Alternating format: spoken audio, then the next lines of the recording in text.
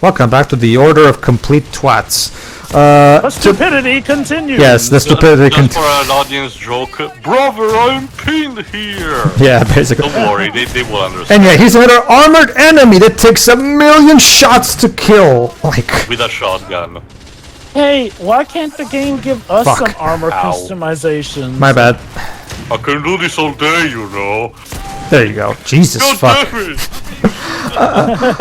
And alright everybody, to prepare the setting for what's about to happen, today's twat is Sir Galahad. Yes, even though Sir Galahad up until this point despite that stupid anti-theistic moment that Joe already talked about, he has been, at least for the most part, kind of the voice of reason, you know, like, whereas, of course, the Lord Chancellor has been a complete idiot so far.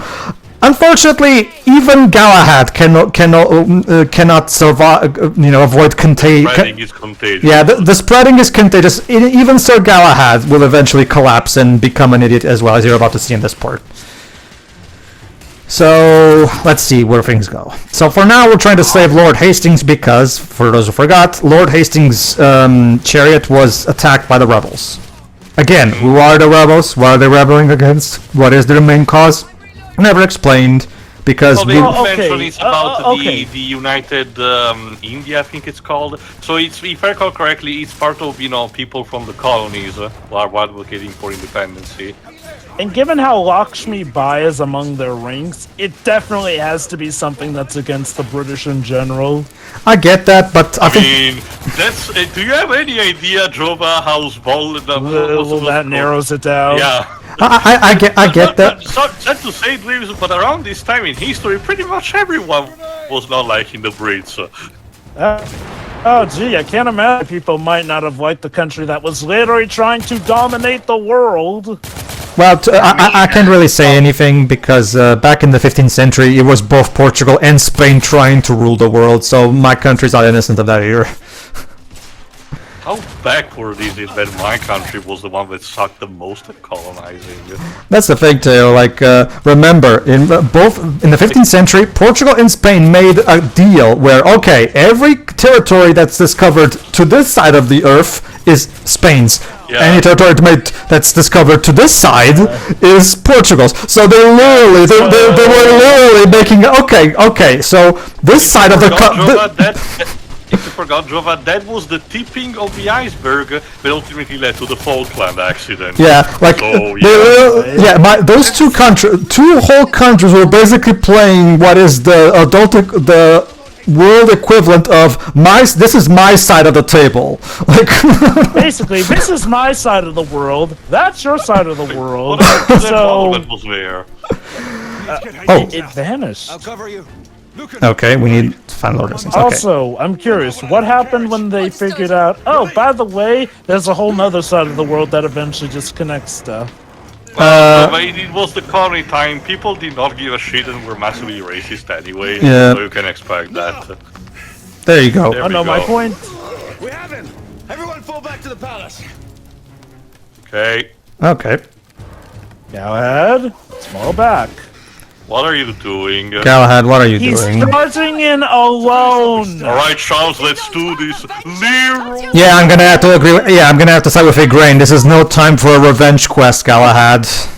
Okay, not only is it stupid, it's out of character. Galahad has, up to this point, been the pragmatic thinker. If anything, it was the one, the stick in the mud, or more colloquially, the guy with a broomstick up his ass. So, if anything, wouldn't it make more sense for Igraine to be the one more obsessed with vengeance at this point? There you go. There you go.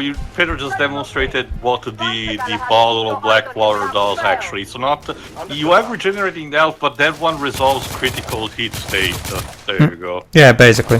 That being said, yeah, what Jova said, this is out of character for Galahad. Galahad, up until this point... Again, it's the same problem I had with that stupid moment in Final Fantasy VIII where they have Quistis leave her post to go apologize to Renoa, even though up until that point they've been writing Quistis as one of the more, sensible characters who is more rational in her thinking.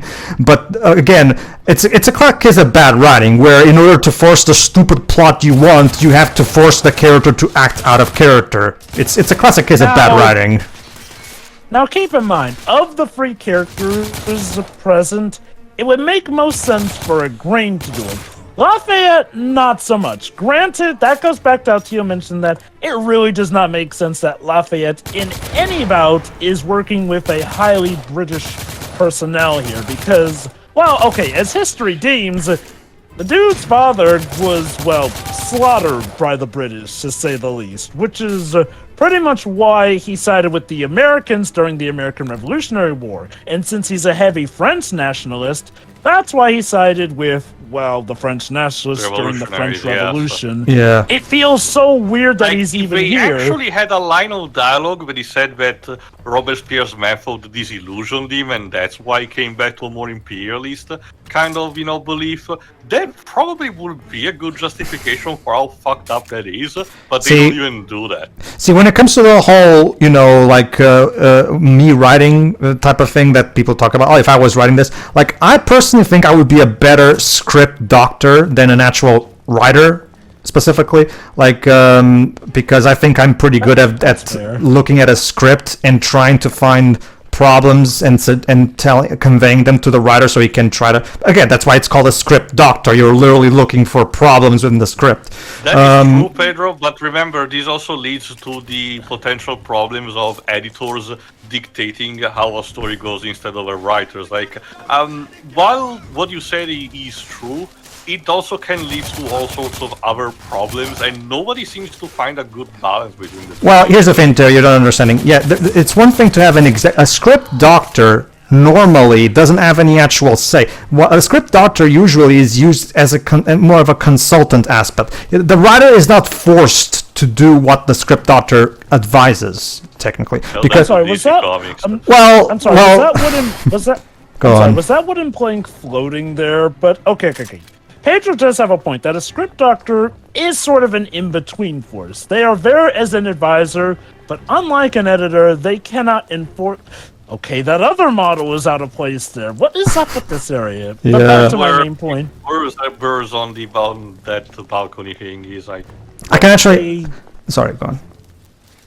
Okay, but yeah, no, a script doctor, again, done right, a script doctor can be a massive big help. Yeah. And you know what? Maybe companies do have script doctors that we just don't know of, but man, it does not show. Script doctors generally go uncredited. Yeah. Okay. Basic adwebs to guess what? While you were gone. Okay, you know how so far Sir Galahad, for all the problems in the game, at the very least, has been the more pragmatic thinker, whereas people like the Lord Chancellor have been the more idiots. For some reason now, Sir Galahad decided to go on a full-blown solo revenge quest against the rebels. And yes, I get that they killed his mentor, Sir Perceveal. I get that, but do you really think it's a good idea to abandon all your companions on the solo revenge quest all of a sudden? Right now, your priority should be in bringing in Lord Hastings back to safety and formulating some kind of plan against the rebels. This is not the answer, Galahad. And like I mentioned, not only is it stupid, it's out of nowhere and out of character, because Galahad has been the pragmatic thinker. And don't get me wrong, we did ask, what are you doing? That's the thing too. Remember, I was kind of having a problem figuring out where to go, as you can see. There you go. That tarp was pretty much there, but anyway, though, like I was saying, though, with Galahad, we saw him giving a silent vigil over Perceval's death. That being said, he never acted uber vengeful. He never went, oh, we have to absolutely hunt them down, or at least he never gave the inkling that he was that obsessed with revenge. He lacks that moment that Captain Kirk has in Star Trek 6 towards the Klingons, let them die, that kind of thing. Yeah. So it's like someone thought, hey guys, we need to actually give Galahad more of a personality, but then just did it in the middle. And mind you, it's not even earned well. It's not like these are some hidden depths of his. It's literally just a moment meant to pad out the game, honestly. See, the thing is, like I said, like I was talking about, if I were the script doctor, if I was script doctoring this script, immediately my first thing, okay, Here's a pro tip for you, dude, in terms of writing. If you have to have the character do a complete 180 in terms of his personality in order to move the plot forward, that tells you that there's a problem with the plot and you need to rethink what you're doing right now. I brought up Lafayette earlier because while he does have a thing about vengeance, this is not a case where it would really be the source of his vengeance. Also, he is just being knighted, so he probably would think twice before pulling some shit like that. And don't get me wrong. Exactly. And don't get me wrong. I understand what the writers are trying to convey. They're trying to convey that that Galahad is furious by having his mentor and longtime friend killed by the rebels, and so he, like in his grieving, he has a fit of rage and he wants to kill them in some bout of revenge. I understand what they're going for. The problem is that, like Jova has been saying, there's not really, like, it comes out of nowhere because Galahad literally goes from not particularly being like that to now all of a sudden going solo on this, going full Rambo on this shit. And the thing is, maybe it's because of how they directed the actor, but he doesn't even sound that angry during this bout here. We don't see any silent, tranquil fury on his face or anything. He still is acting calm. It's like he would be played by William Hurt, in a sense. Which is a shame, because I actually like this actor. I really wish... I do get the... might have helped... if we had a prologue, or at least, a scene in between chapters that showcased, or at least let you play potentially on who Galahad was before being knighted, how did he encounter the Order, how he became knighted, how he came into acquaintance with, Sir Perceveal. And here's what I would have done. First of all, remove the whole Lord Hasting was almost killed by the rebels bit, because yeah. What happened? I got shot by one of the people who's up there. Snipers. Kind of, but you'll see. Yeah, artillery. It's actually artillery, but whatever. The basic point is, this gives me time to actually talk about this. Okay, see, here's how I would write this if I were to... Okay, fine. You want to take the plot in that direction. Okay, you need a better transition. How about this? First off, remove the whole Lord Hasting was almost kidnapped bit, because as we just saw, that went nowhere. So whatever. Might as well remove that from the plot altogether. Don't you see, we rescued Hastings. Yeah, that's why I'm saying. Like, Lord Hasting was kidnapped 5 minutes later. Oh, there you go. We saved Lord Hasting. So what was the point of this? It's gonna be very easy. Barely an inconvenience. Okay, here's the thing. The point of Hastings almost being kidnapped is to get us into this state for Galahad to have his rampage of revenge. Yeah, that's what I'm saying. One contrivance to lead to another contrivance. Yeah. But, okay, fair enough. Here's what you do. Okay, instead, remove the Hastings plot. Here's what you do. After the meeting where the Lord Chancellor once again stupidly doesn't do anything about the rebels, Lord Galahad goes back to his room and he's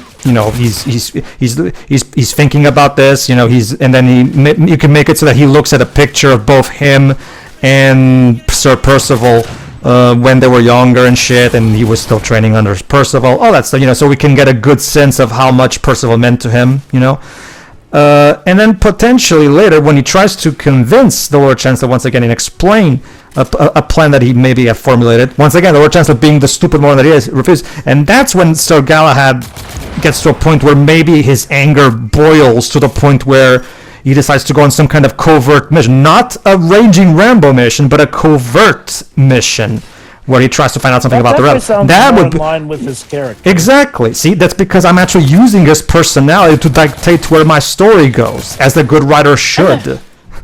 And like I said, the acting does not even portray any bout of rage. Not tranquil fury, not rip-roaring angry. He seems still like he's acting like how he usually acts. So it doesn't even feel like he's... That's the thing. It doesn't even feel like he's vengeful. It just feels like he's doing something stupid. Yeah. Which, yes. I do get it. Stupid things. Okay, let me explain. if it felt like he was doing it with vengeance, it is still technically a stupid thing, but it's one that, has more reasoning behind it. Narratively Foolishness speaking. is not really showcased Yeah, if let me lives, so that's also the point. Let me give a good example. Yeah. Let me give a good example. That bit in season 3 of Avatar: The Last Airbender, where Katara and Zuko go on that journey because Katara wants to supposedly kill the guy who killed her mother, right? We as the audience know that this is not something she should be doing because, again, revenge is the most worthless of causes. All this, whatever small satisfaction you'll feel in the moment will eventually go away, and all you'll have left is your grief again. It will not fix anything. So we know as an audience that that's the wrong thing for her to do, but Katara, is so overwhelmed with grief and rage that she doesn't see that. However, eventually by the end of that plot, she eventually comes down to her senses, and as she says later in that episode, I couldn't finish him up. I don't know if it's because I had the strength not to go through with it, or if it's because I was too weak to do so. So characters can do stupid things, but they need to be done for a purpose, like for some kind of big character realization, like it was for Katara in that moment. Galahad's big Rambo macho shoot 'em up moment right now feels like it's just an excuse to get the plot going towards this direction, where you're going to see where this A goes. direction I really do not like, but I'll be honest. Even in terms of just being a Rambo moment, I've seen better Rambo moments. Oh yeah, definitely. yeah. Like even when this game, like even as B schlock action shmup shit, even on that level, this game doesn't really excite. Not really. Army is en route. They will contain the threat. Like Again, here's the thing. Part of me wonders if this was just a regular gameplay section originally that they attached there to we the go. story That's nice. segment. That's your extension, I guess. Oh, now it's yeah, I time guess. A rocket launcher. it's rocket launcher. yeah.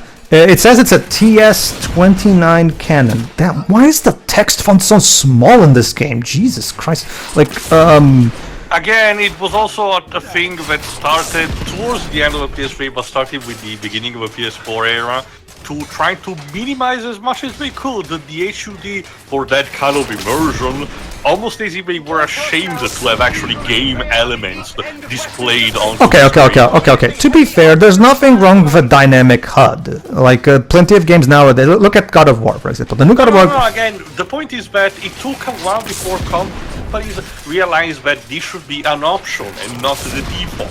Oh sure. Exactly. The problem was that a lot of companies were trying to go for so immersive a vibe that the HUD could be barely viewable because, hey, that breaks the immersion. But again, when they finally realized, maybe we should make it so that you can toggle the stuff. Is looking I mean, look at the. panicking right now. I mean, look at this way. Look at this way too. Like even the original PS2 Shadow of the Colossus had a dynamic HUD because of the health and stamina bars only show up when you're actually consuming them. They do show eventually, and they're Well, yeah. And what I'm talking about is that their size, was still enough for the player to see. Now, I'm not necessarily talking about something that is necessarily dynamic, but what is their relation when they actually is present on screen? That's what I mean. Sure, I guess. I wonder if the whole regenerating elf and the lines of red stuff that happens on the sideline to represent the elf, not just for this game but for many other shooters, for example, was also a trend for that because they were afraid of showcasing an elf bar. It wasn't Call of Duty the one that came up with the whole. Either that or no, I don't remember if Halo did it or not. It's been a long. No. Halo has a life bar. I can tell you that. Okay. Go on, Jova. I don't know. Gears maybe then. I really could go for a what happened of this game, if only to just get what was the honestly, thought process honestly, behind a lot of this game. I'm still surprised he hasn't made one of this game yet because this is one of the prime targets for a what happened. It could be that he depends hasn't been on able what to people net all ask the him on Patreon, information. so- Oh, sure. Okay. I'm sure he'll get to it eventually anyway, so whatever. Don't worry. It's a combination of what he gets requested and also if and when he can get enough information. Sure. That being said, okay, if I remember, the first Gears of War was in 2006, so I'm pretty confident Call of Duty had already had at some point this particular health system even before Gears 1. Let me check.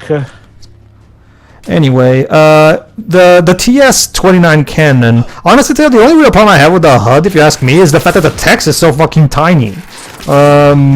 But anyway. That's actually what I mean. Like, if the icon and the text was just a bit larger, not necessarily that it has to occupy the quarter of the screen, but a bit more, like double the size that it is right now. All right, let's see. Huh. Okay, this might surprise you. The first game to ever actually have the health regeneration system. I want to see if he actually gets a reaction this time. Oh boy, here we go. You're only asking him now? Jesus. Yeah, that's basically what he's about to do, actually. See?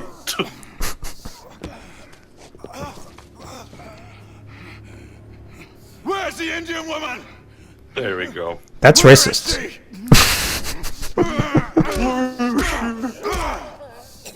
You're not Jack Bauer. Where is she? Oh wow, that was downright Christian Bale-esque. Like, I get. yeah, like we mentioned, we needed more of these. Okay, and I'm sorry, his facial expressions do not match the yelling. It looks so jarring hearing him yell like that, but his facial expressions never really changed that much. I get what they're trying to do. That's intentional. And yes, I get what they're trying to do with that scene. They're trying to showcase that Galahad is starting to lose control. It's just that it feels so sudden of a shift in his characters, like, because it's done so suddenly. Okay. I guess now So, they're starting yeah. to show his rage, but it's So yeah, it still turns too little out too late. she's at All Bells Muses Whitechapel, aka the brothel. Where we were before. So what you're telling me is that if we had just stuck around a bit longer, we could have stopped her right there and then when we ran out. Potential. Alright, guess what, guys? Okay, so my mentor got killed, and I'm trying to find the leader of the rebels who did it, so this is the perfect time to drink some booze. What? This is stupid. Is Okay, this how things work in British pubs? A drink, damn you! That would get you kicked out nowadays. And again, Jesus. he's still in full knight armor and all that. And yet we're supposed to believe that the knights stay secret despite behavior like this. Yeah, I'm just gonna go away. I don't get paid enough to deal with these kind of drunks. He just runs up the stairs.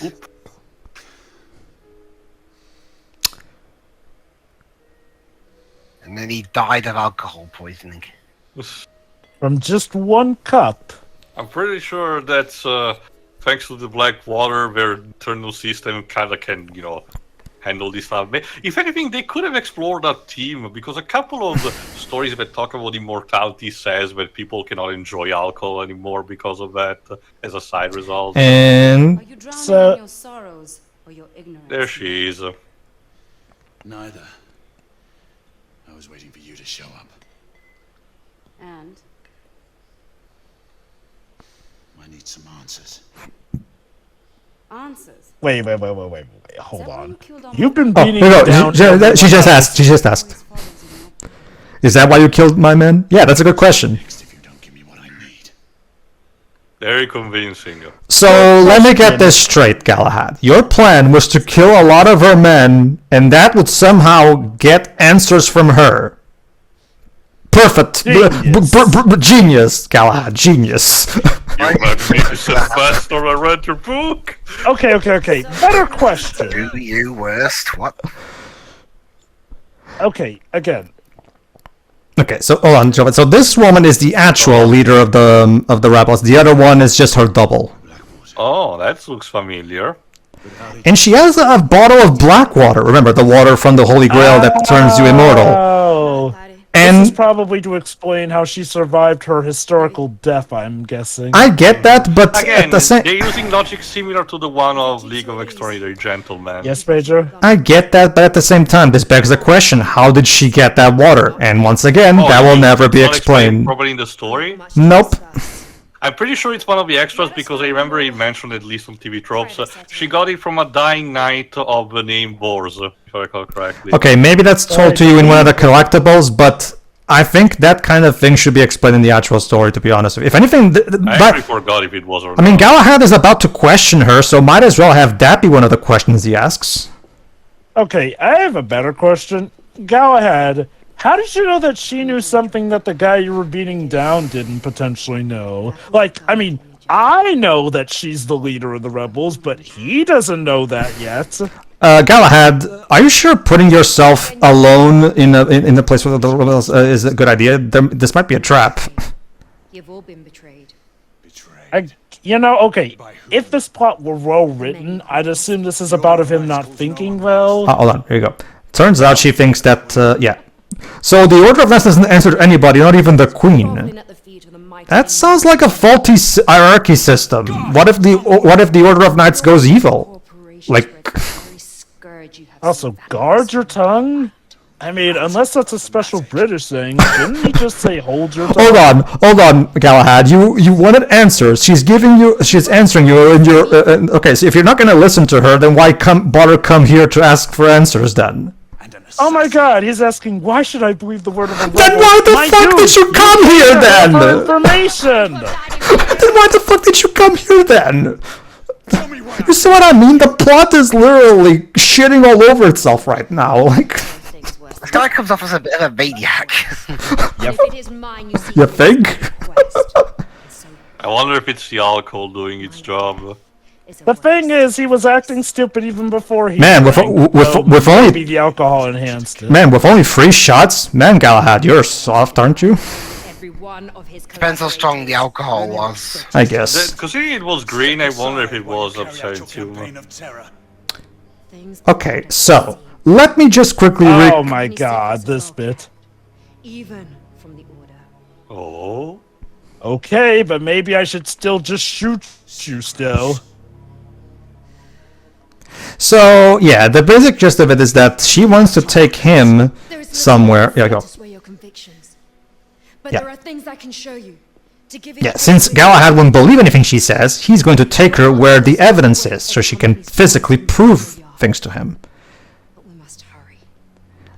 You know, Galahad, this woman is the leader of your enemy faction. For all you know, she could be leading you into a trap. Are you just going to...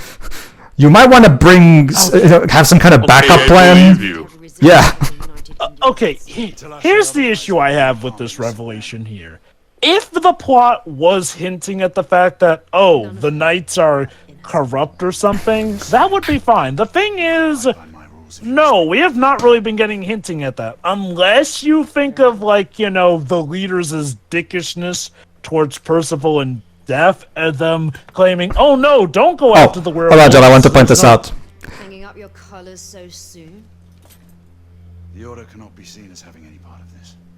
Okay, but at the same that's not. I understand that, Galahad, but at the same time, you're not going to come up with some kind of backup plan. Maybe tell Igraine where you are, just in case you get captured. And guess what? After they depart and he leaves his armor there, guess what? Igraine, just like in a soap opera, Igraine appears right now at this precise moment to see him go away with the rebel leader. I'm sure this will not lead to wacky misunderstandings. Seriously, this writing is literally a soap opera at this point. She literally comes in right at the precise moment to catch Galahad in the act. This is like soap opera writing at this point. Okay, let's be honest. We all pretty much know where things are going with Igraine, so I can point out why this is stupid that she comes to the idea that...